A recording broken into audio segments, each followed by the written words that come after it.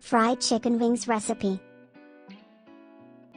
First of all, prepare the chicken wings.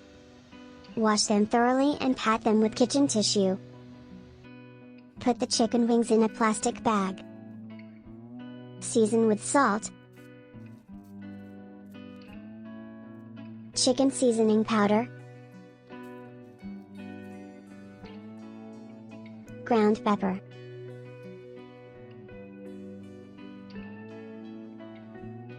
ground garlic, and cooking oil.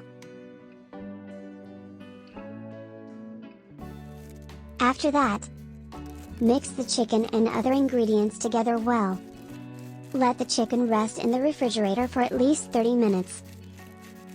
When marinating the chicken until the time is up, put the crispy flour into it, and mix with the chicken all over. Heat the oil for frying over high heat. When the oil is hot, put the chicken in the pan, and fry until golden brown and crispy.